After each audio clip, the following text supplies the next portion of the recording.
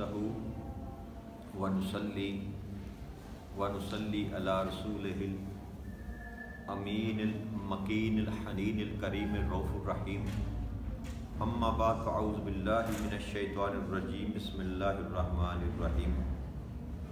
वाजिबुल एहतराम साथियों, अल्लाह ताला का बेपनाह लुत्फ़ व करम और उसका एहसान अज़ीम है कि जिसकी तौफ़ीक से हम उसके ज़िक्र के लिए उसके घर में जमा हैं।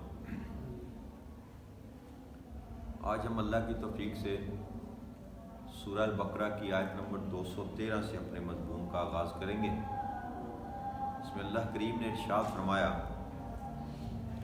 कान अन्नासु उम्मतन वाहिदा अबअसल्लाहु नबिय्यीना मुबश्शिरीना व मुनज़िरीना व अंज़ला मअहुमुल किताब बिल हक़्क़ि लियहकुम बैनन नास फ़ीमा इख़्तलफ़ू फ़ीहि वमा इख़्तलफ़ फ़ीहि इल्ला अल्लज़ीना ऊतूहु मिन बादि मा जाअतहुमुल बय्यिनातु बग़यन बैनहुम फ़हदल्लाहु अल्लज़ीना आमनू लिमा इख़्तलफ़ू फ़ीहि मिनल हक़्क़ि बिइज़्निहि वल्लाहु यहदी मन यशाअ इला सिरातिम मुस्तकीम। अल्लाह करीम ने इरशाद फरमाया कि सब लोग एक ही दीन पर जमा थे। कान अन्नास उम्मतन वाहिदा,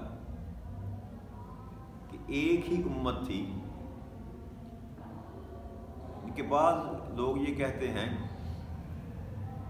कि पहले मुख्तलिफ कबीलों और ग्रोहों में बटे हुए थे तो नबी आए तो उन्होंने इकट्ठा किया। कि हकीकत ये नहीं है।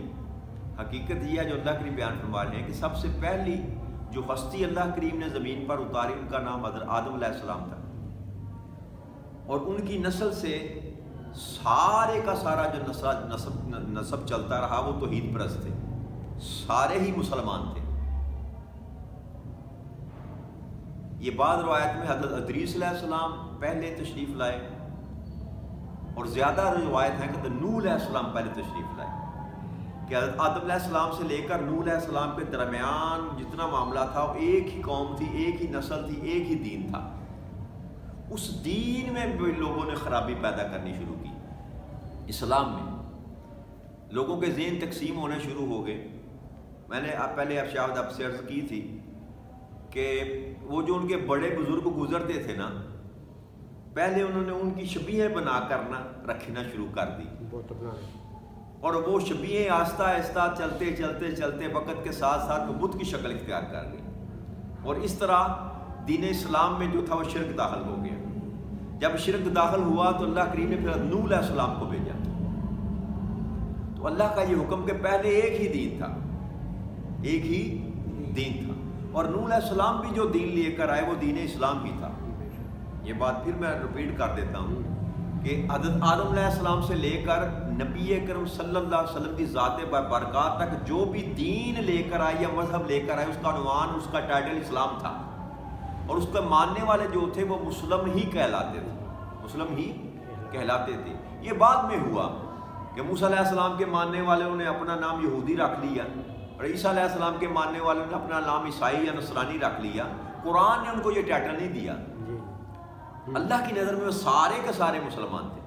उन्होंने जो टाइटल अपने लिए पसंद किए फिर अल्लाह ने खिताब उनको ऐसे किया, अहले यहूद कहकर किया, अहले नसारा कहकर किया, लेकिन थे हकीकत में वो सारे के सारे मुसलमान। जो हज़रत ईसा अलैहिस्सलाम के मानने वाले थे, मूसा अलैहिस्सलाम के मानने वाले, इब्राहिम अलैहिस्सलाम के मानने वाले, पीछे नूह अलैहिस्सलाम के मानने वाले या आदम अलैहिस्सलाम के पैरोकार, सारे के सारे जो उनका टाइटल अल्लाह करीम ने एक ही रखा, वो टाइटल था मुस्लिम और दीन था इस्लाम। तो अल्लाह ने फरमाया कि दीन एक ही था। फिर जब उनमें इख्तलाफात रूनुमा हुए तो अल्लाह ने क्या किया, अल्लाह ने बशारत देने वाले और डर सुनाने वाले अपने पैगंबरों को भेजा। फिर अल्लाह की इरशाद फरमाया और उन पैगंबरों के साथ मैंने हक पर मबनी किताब भी उतारी ताकि लोगों में उनके अमूर का फैसला कर दे जिनमें इख्तलाफ करने लगे थे।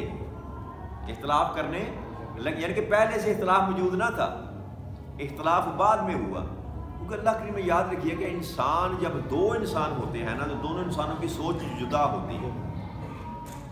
अल्लाह करीम ये जो इख्तलाफ पाया जाता है ना, कायनात अर्ज़ व समा में इख्तलाफ ही ज़िंदगी है, याद रखिएगा। अगर इख्तलाफ ख़त्म हो जाए تو موت واقعہ ہو جائے. اختلاف جائز ہے شریعت میں، اختلاف ایک حد تک شریعت کے تابع رہتے ہوئے، جس کو اجتہاد ہم کہتے ہیں، لیکن تفرقے کی نظر کر دینا کسی معاملے کو، اس کو شریعت نے منع فرمایا. آقا کریم صلی اللہ علیہ وسلم ایک دن تشریف فرماتے ہیں، عبداللہ بن عمر رضی اللہ عنہ فرماتے ہیں کہ میں آقا کریم صلی اللہ علیہ وسلم کی بارگاہ اقدس میں حاضر ہوا، تو میں بیٹھا تھا تو آقا کریم صلی اللہ علیہ وسلم تشریف لائے، تو دو آدمیوں کی آوازیں سنے ہم نے، باتیں گفتگو آپس میں کر رہے تھے، اور وہ کسی آیت متشابہات جو آیتیں ہیں نا، متشابہات جو آیات ہیں، ان پر جھگڑا کر رہے تھے. ایک کہہ رہا تھا اس کا مطلب یہ ہے، ایک کہہ رہا تھا اس کا مطلب یہ ہے، اور آپس میں وہ گفتگو کر رہے تھے، اپنی اپنی دلیلیں دے رہے تھے، اپنی بھی تعویلیں پیش کر رہے تھے. تو آقا کریم صلی اللہ علیہ وسلم تشریف لے آئے، اور جب آپ نے دیکھا کہ ان کو جھگڑتے ہوئے، تو آپ نے سخت ناپسند فرمایا اس فعل کو، اور آپ کے چہرے پر وہ جلال اور غصے کی وہ جو تھا نا، آپ کا چہرہ سرخ ہو گیا. آپ صلی اللہ علیہ وسلم فرمایا کہ تم سے پہلے بھی جو لوگ تھے نا، وہ محض اس لیے گمراہ ہوئے، برباد ہوئے کہ وہ کتاب میں اختلاف کرتے تھے، کتاب میں اختلاف کرتے تھے. تو اس کتاب میں اختلاف نہیں کیا جا سکتا، اس کتاب میں، قرآن میں جو نص قرآنی ہے اس پہ اختلاف نہیں کیا جا سکتا. اختلاف کہاں یہ کیا جا سکتا ہے؟ فروعی معاملات میں. من ناف پر ہاتھ باندھنا ہے کہ سینے پر ہاتھ باندھنا ہے، رفع یدین کرنی ہے کہ نہیں کرنی، پانچوں سے اوپر سلوار کو لے کر جانا ہے کہ نیچے رکھنا ہے، یہ سارے فروعی معاملات، یہ نص قرآنی سے ثابت نہیں ہے.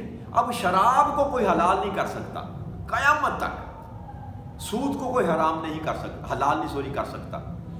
کوئی کھاتا ہے تو اس کی مرضی، لیکن وہ حلال جو چیز نص قرآنی سے ثابت ہو چکی ہے، یا پہلے زمانوں میں جو تورات میں لکھا گیا تھا، یا انجیل میں لکھا گیا تھا، یا زبور میں لکھا گیا تھا، وہ حکم کوئی تبدیل نہیں کر سکتا.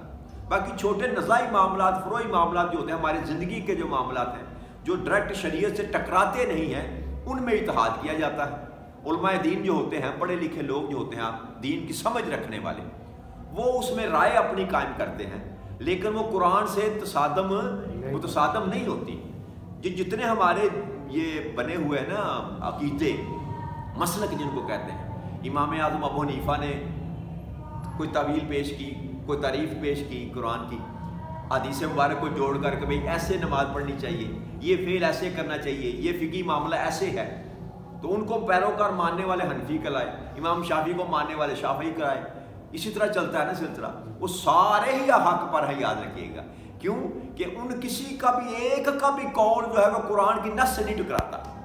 ایسا حکم کسی امام نے نہیں دیا جو قرآن کے خلاف جاتا ہو. بس چھوٹے معاملات ہیں جو نص قرآنی کے مخالف نہ ہوں، ان میں اجتہاد کیا جا سکتا ہے، اور یہ اجتہاد ہوتا چلا جائے گا قیامت تک. ہر صدی میں مجتہد آئے گا، اجتہاد کرے گا، اور ہر صدی کے معاملات کے مطابق حل پیش کرے گا. جیسے پچھلی صدی میں چلے جائیں نا، 1900 میں جو پچھلی صدی گزری ہے، تو سپیکر جب آیا تھا اس پر فتوے تھے کہ لاؤڈ سپیکر پر اذان دینا حرام ہے. اور پھر اللہ کریم نے بندہ پیدا کیا، اس نے فتویٰ دیا کہ حرام نہیں ہے، حلال ہے. آج سپیکر حلال ہو گیا، جو پچھلی صدی میں حرام تھا. ویڈیو کیمرہ آیا، اس پہ اختلاف تھا لوگوں کا، تصویر نہیں بنواتے تھے. کئی لوگ ایسے تھے کہ حج نہیں کرتے تھے اس لیے کہ پاسپورٹ پر تصویر لگتی ہے. پھر اللہ کریم نے اپنے بندے پیدا کیے ایسے، انہوں نے اجتہاد کیا اور بتایا لوگوں کو کہ یہ حرام نہیں ہے، حرام نہیں ہے. وقت کی ضرورت ہے، وقت کی ضرورت ہے. تو ایسے معاملات جو قرآن کی نص سے ٹکراتے نہ ہوں، ان میں سے جائز اور ناجائز کا اجتہاد کیا جاتا ہے. اس میں اختلاف والی بات، اس کو اختلاف نہیں کہا جاتا. یہ جس اختلاف کے اللہ کریم بات کر رہے ہیں نا، وہ اختلاف ہے نص قرآنی میں اختلاف، کہ ایک کہ نہیں اللہ کا کہنا یہ ہے، ایک کہ نہیں اللہ کا کہنا یہ ہے. تو قرآن میں کوئی رائے قائم، اپنی عقل سے کوئی رائے قائم نہیں کی جا سکتی. اس کے پیچھے آقا کریم صلی اللہ علیہ وسلم کے بیانات ہیں، جس کو ہم حدیث کہتے ہیں. آقا کے اقوال ہیں، صحابہ اکرام کے اقوال ہیں، کیونکہ وہ دین کو سمجھتے تھے، جنہوں نے نبی اکرم صلی اللہ علیہ وسلم سے تربیت پائی. وہ بتا سکتے تھے کہ اس آیت کریمہ کا کیا مطلب تھا. کیوں کہ انہوں نے پوچھا آقا کریم صلی اللہ علیہ وسلم سے. جب کوئی معاملہ ایسا ہوتا جو سمجھ میں نہ آتے تو پھر وہ پوچھتے تھے آقا کریم صلی اللہ علیہ وسلم کو کہ یا رسول اللہ صلی اللہ علیہ وسلم ہم پر نظر کرم فرمائیے، ذرا وضاحت فرما دیں. تو آقا کریم صلی اللہ علیہ وسلم بعض اوقات تو آقا کریم صلی اللہ علیہ وسلم خود ہی وضاحت فرما دیتے تھے.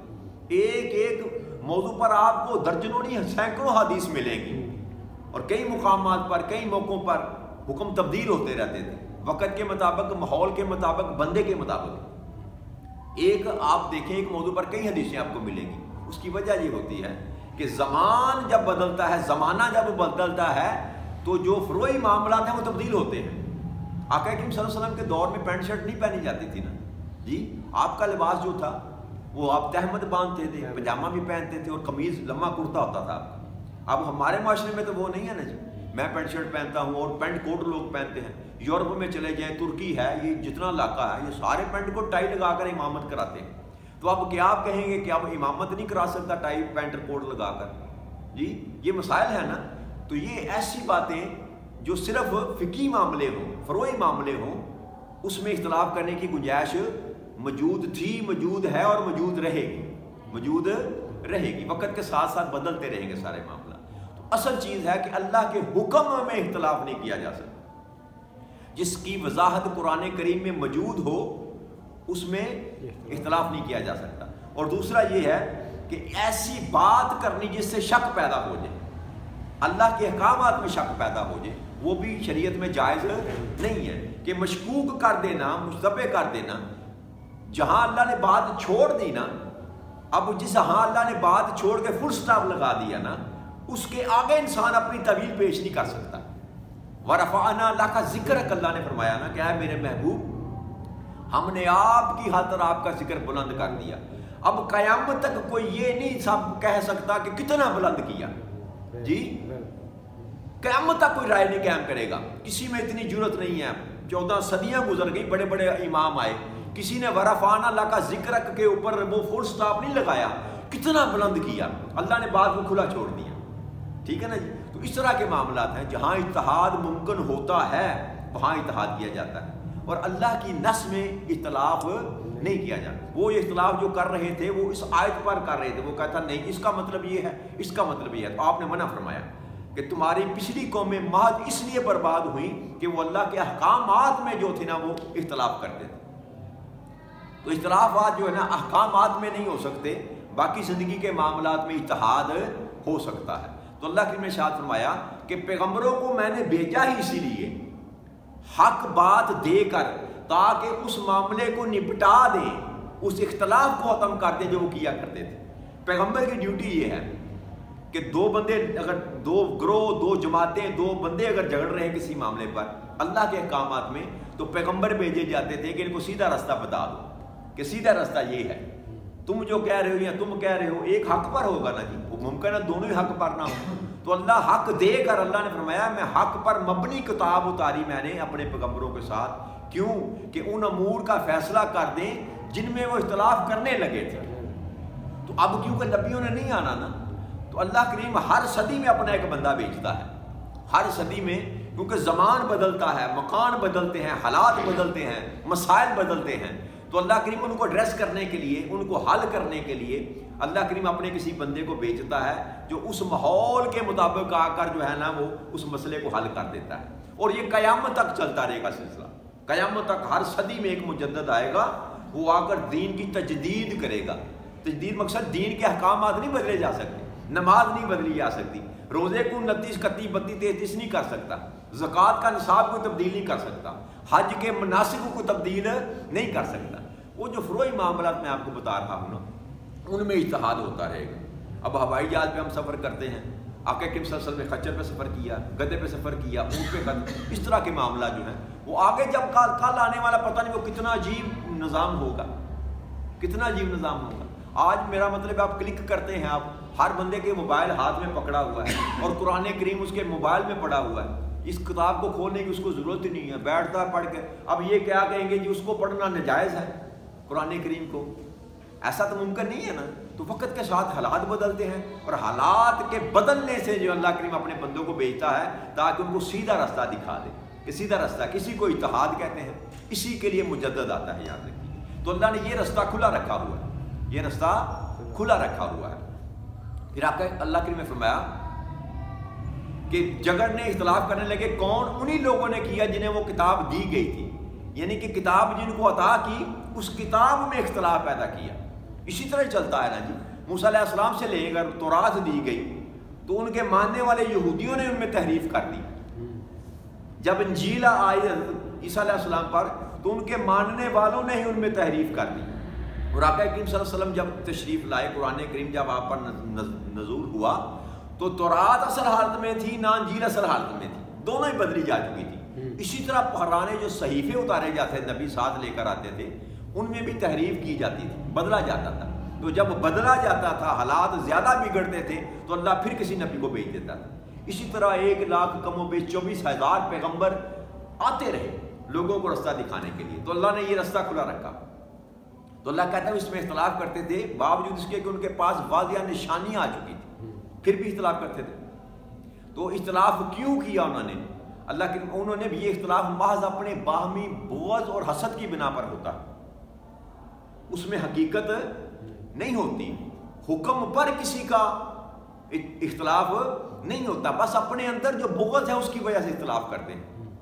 آج بھی جو ہمارے معاشرے میں جو یہ مسالک تو اپنی جگہ قائم ہے نا جی، وہ اہل حدیث ہے یا اہل سنت ہے یا اہل تشیع ہے، وہ اللہ کو بھی مانتے ہیں، رسول کو بھی مانتے ہیں، قرآن کو بھی مانتے ہیں. اس میں تو جھگڑا کسی کا نہیں ہے، بس چھوٹے چھوٹے معاملات میں اپنی طویلات پر جھگڑا ہے. اب ان کو دین بنا کر پیش کرنا یہ حرام ہے. یاد رکھیے کہ اہل حدیث مکتہ فکر کا بندہ یہ کہ جو میں بیان کر رہا ہوں بس یہی دین ہے، اس کی گنجائش نہیں ہے. یاد رکھیے گا دین وہی ہے جو قرآن بیان کر رہا ہے، دین وہی ہے جو قرآن کی نص سے آپ کو ثابت کرنا پڑے گا. اس سے نیچے کسی بات کو قبول کرنے کے لیے ہم تیار نہیں ہیں. قرآن ہے، اس کے ساتھ حدیث مبارکہ ہے. اگر تو اس دونوں باتیں اس بات میں کٹھی ہو جاتی ہیں، اللہ کا فرمان اور رسول اکرم صلی اللہ علیہ وسلم کا فرمان اگر دونوں کٹھے ہیں تو پھر ہم ماننے کے لیے تیار ہیں. اگر قرآن کی نص سے، یاد رکھیے گا، حدیث مبارک بھی ٹکراتی ہوگی تو حدیث مبارک کو قبول نہیں کیا جائے گا. اور اسی طرح انہوں نے درجے دیے نا بڑے لوگوں نے، یہ صحیح ہے، یہ حسن ہے، یہ ضعیف ہے.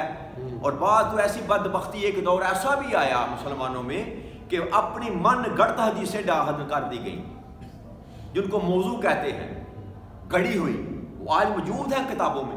لیکن بعد میں جو بڑے اللہ کریم نے بندے بھیجے، انہوں نے پھر ان میں چھانٹی کی کہ یہ حسن ہے، یہ صحیح ہے، یہ ضعیف ہیں، اور یہ جو ہے یہ موضوع ہیں، یہ من گڑت ہے.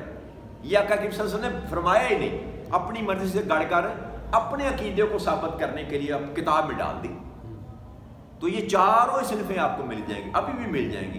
لیکن یاد رکھیے گا پھر حسن ہے، صحیح یا ضعیف حدیث جو ہوتی ہے نا، ضعیف حدیث ضعیف کوئی نہیں ہوتی، متن حدیث کا ضعیف نہیں ہوتا. وہ جو بیان کرنے والے ہوتے ہیں نا، اس میں ان میں کوئی آدمی ایسا ہوتا ہے جو کمزور ہوتا ہے اعتبار کے لحاظ سے. اعتبار میں اس میں یہ کہ اعتبار نہیں کیا جا سکتا، اس کی بات اتھینٹک نہیں ہے یار، یہ جول مارنے والا ہے، یا اس کی بات ہر صادق نہیں ہے، یہ صادق نہیں ہے. اس کی صداقت کی وجہ سے وہ ضعیف جو حدیث ہے ضعیف کی نہیں جاتی ہے. ٹیکسٹ میں ضعیف نہیں ہوتی، ممکن ہے قول آقا کا ہی ہو، لیکن ضعیف اس لیے کہا جاتا ہے کہ وہ بیان کرنے والا بندہ مستند نہیں تھا، اس کی سند کمزور تھی. تو یہ سارا نظام اللہ کریم نے جو ہے نا خود ہی پیدا کیا، اور یہ قیامت تک یاد رکھیے اسی طرح نظام چلتا رہے گا. جو بندہ بغض اور حسد میں آئے گا وہ قبول نہیں کرے گا. جیسے تورات ہونے کے باوجود آقا کا نام بھی تھا، آقا کا نین و نقش بھی بیان کیا تھا، موقع بھی بتایا تھا، شہر بھی بتایا تھا، زمانہ بھی بتایا تھا، لیکن محض اس لیے کہ بغض اور حسد کی عناد کی وجہ سے انہوں نے آقا کو ماننے سے انکار کر دیا. اور یہی حال ہمارا ہے کہ ہم کسی دوسرے مسلک کو حق پر ماننے کے لیے تیار ہی نہیں ہیں، محض بغض اور حسد کے لیے جنگ چھیڑ رکھی ہے ہم نے. وہ اس کو کافر کہتا ہے، وہ اس کو کافر کہتا ہے، وہ اس کو کافر کہتا ہے. تو اس کی گنجائش کوئی نہیں ہے. یاد رکھیے کہ دین اسلام میں بھائی سوچ علیحدہ ہو سکتی ہے. اختلافات جو ہیں وہ آقا کریم صلی اللہ علیہ وسلم کے زمانے میں صحابہ کرام میں بھی ہوا کرتے تھے، لیکن وہ فروعی اختلافات ہوتے تھے. ایک جگہ پر کئی رائے ہوتی تھی. جنگ احد کے معاملے میں جب آپ نے رائے لی تو لوگوں نے کہا کہ بدر میں بھی یہ کہا، جنگ احد میں بھی کہا کہ گھر بیٹھ کر مقابلہ کرتے ہیں دشمنوں کا. جی صحابہ کرام نے اختلاف کیا. کئیوں نے کہا کہ نہیں باہر نکل کر لڑتے ہیں مدینے سے، کئیوں نے کہا نہیں شہر میں رہ کر لڑتے. آقا کریم صلی اللہ علیہ وسلم کی بھی یہ رائے تھی کہ شہر میں رہ کر لڑتے ہیں. لیکن جب سار رائے لی گئی تو ہر بندے نے اپنی رائے دی. تو آقا نے یہ نہیں فرمایا کہ تم میری بات سے اختلاف کر رہے ہو، یہ نہیں کہا کہ تم میری بات سے اختلاف کر رہے ہو۔ جب رائے زیادہ لوگوں کی یہ ہوگی کہ نہیں باہر نکل کر لڑتے ہیں، تو آپ نے فیصلہ سنا دیا کہ باہر نکل کر لڑتے ہیں۔ تو یہ اس طرح کی جو معاملات ہیں نا، یہ فروعی معاملات ہوتے ہیں۔ لیکن اگر آقا فرما دیتے یہ کہ نہیں باہر جا کر نہیں لڑنا، میرا حکم یہ ہے کہ شہر میں لڑنا ہے، پھر اس کے بعد کوئی اختلاف کرنے کی ضرورت نہ کرتا، پھر اختلاف کوئی نہیں کر سکتا تھا۔ آقا کی زبان سے اگر یہ نکلتا کہ میرا حکم یہ ہے کہ مدینے کے شہر کے اندر لڑنا ہے، تو پھر کوئی صحابی بھی کبھی اختلاف نہ کرے۔ آپ رائے جب مانگتے تو اختلاف ہو سکتا، آج بھی اختلاف ہو سکتا ہے، رائے میں اختلاف ہو سکتا ہے، لیکن جہاں پر اللہ اور اللہ کے رسول کا حکم آ جائے گا وہاں پر کسی کی رائے نہیں قبول کی جائے گی۔ اور یہی 14-15 صدیوں سے یہی سلسلہ چلا آ رہا ہے، کوئی اپنی رائے دینے کے لیے تیار نہیں ہوتا، یاد رکھیے گا۔ تو اللہ کریم نے فرمایا کہ پھر اللہ نے ایمان والوں کو اپنے حکم سے وہ حق کی بات سمجھا دی جس میں وہ اختلاف کیا کرتے تھے۔ اب ایمان والوں کو یعنی کہ اللہ کریم نے چناؤ کر دیا کہ جن کو میں نے بات سمجھا دی نا وہ ایمان والے ہیں، جو اب جو جھگڑا کر رہا ہے نا وہ سمجھ جائے کہ وہ ایمان پر قائم نہیں ہے۔ اللہ اور اللہ کے رسول کے آ جانے کے بعد، اللہ کی ہدایت آ جانے کے بعد پھر بھی اب اگر کوئی جھگڑا کر رہا ہے اللہ اور اللہ کے رسول کی بات پر، تو وہ سمجھ لے کہ اللہ کے قول کے مطابق وہ ایمان والا نہیں ہے۔ اللہ نے صاف بات بتا دی کہ جو ایمان والے تھے نا ان کو میں نے بات سمجھا دی، یا یوں سمجھ لیجئے کہ جو جن کو سمجھ آ گئی وہ ایمان والے ہوں گے، جن کو اللہ نے ہدایت دے دی وہ ایمان والے ہوں گے۔ تو اللہ نے فرمایا اللہ جسے چاہتا ہے سیدھے راستے کی طرف ہدایت نصیب فرما دیتا ہے۔ تو یہ اللہ کی اپنی چاہت ہے، یہ اللہ کی اپنی چاہت ہے، اور چاہت بے سبب نہیں ہوتی میرے دوستو۔ اللہ کی چاہت بے سبب نہیں ہوتی۔ جب تک انسان کے سینے کے اندر سے چاہت نہ نکلے اللہ کے ساتھ تعلق جوڑنے کی، اس وقت تک اللہ بھی نہیں چاہتا۔ جی وہ کہتے ہیں نا کہ بچہ نہ روئے تو ماں بھی دودھ نہیں پلاتی چھوٹے بچوں، اسی طرح ہے نا، بچہ روتا ہے طلب کرتا ہے، ماں کو پتہ چل جاتا ہے کہ اس نے دودھ پینا ہے تو ماں دودھ پلاتی ہے۔ یہ رشتہ اللہ کے ساتھ ہے اس بندے کا۔ جب بندہ اللہ کے ساتھ تعلق جوڑنا چاہتا ہے نا تو پھر اللہ بھی اپنی چاہت کا اظہار کرتا ہے، اور جب بندہ ہی نہ جوڑنا چاہے، بندہ ہی اللہ کے ساتھ تعلق نہ رکھنا چاہے، تو اللہ کو بھی ضرورت ہے چندہ، میری اللہ کو ضرورت نہیں ہے، مجھے اللہ کی ضرورت ہے۔ تو اللہ کا نظام یہ ہے کہ جو بندہ اللہ سے جڑنا چاہے، آقا کریم صلی اللہ علیہ وسلم کی حدیث مبارک ہے جس کا مفہوم یہ ہے کہ بندہ ایک قدم چل کر آتا ہے تو اللہ 10 قدم چل کر آتا ہے، بندہ اگر تیز چل کر آتا ہے تو اللہ کریم دوڑ کر آتا ہے، اللہ کریم تو دیکھتا رہتا ہے کہ کب تو پلٹ کر میری طرف آئے گا، وہ تو دروازے بند نہیں کرتا۔ تو اللہ کہتا ہے یہ میری منشا پر ہے کہ کس کو میں نے ہدایت نصیب فرمانی ہے، لیکن ہدایت میرے دوستوں بھائیوں اس کو ملتی ہے جو ہدایت کا طالب ہو، جو ہدایت کا طالب ہو۔ بس اللہ کریم سے ہمیں ہدایت طلب کرتے رہنا چاہیے۔ اہدنا الصراط المستقیم سکھایا اللہ کریم نے، اہدنا الصراط المستقیم، مجھ سے مانگا کرو کیا؟ سیدھا راستہ۔ تو اللہ سے سیدھا راستہ مانگتے رہنا چاہیے، پتہ نہیں کس وقت اللہ کریم کی رحمت جوش میں آ جائے اور پکڑ کر ہمیں سیدھے راستے پر ڈال دے۔ اللہ کریم آپ کو اور ہمیں صراط مستقیم پر چلنے کی توفیق عطا فرما دے۔ وما علینا الا البلاغ المبین۔ السلام علیکم ورحمۃ اللہ وبرکاتہ۔